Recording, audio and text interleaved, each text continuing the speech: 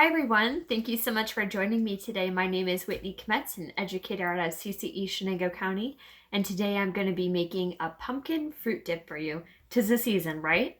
So let's join in the fun. The first ingredient that I have is going to be 1 can of pumpkin. Okay, so I'm going to add in all of this pumpkin here. Pumpkin is so nice. It's one of those vegetables that's in season right now. And I'm always looking for new ways to use some. Okay, so here we have it. We have the 1 can of pumpkin. Now I'm going to be doing 1 cup. And today I'm going to be using the plain yogurt. So the options are a low-fat ricotta cheese, a plain yogurt, or cream cheese. I decided to go with the yogurt. It's the lowest in fat. And it's a great alternative to sour cream when you are making dips. So today I'm going to be using a non-fat plain Greek yogurt.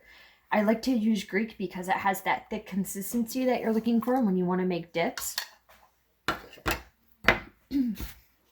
Okay, so now I'm going to be adding in 1/4 cup of sugar. So the recipe calls for 3/4 cup of sugar, which honestly is way too much.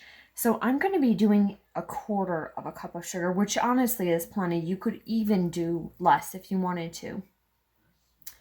Then I have 1½ teaspoons of cinnamon and 1/2 teaspoon of nutmeg. Okay, I'm going to add all this in, give it a good stir. This is a nice, quick, easy dip for the fall. And you can dip it with any type of fruit that you would like. I chose apples because apples are also in season and they're a great one to have this time of year. So I went with a Pink Lady apple in the grocery store. The price was really good, so I thought it would be a great choice for this as well. Okay, so that's all that is to it. After you make it, if you're not serving it right away, you want to make sure that you refrigerate it within 2 hours. Okay, well, thank you so much, everybody. I hope everyone has a great day. Take care.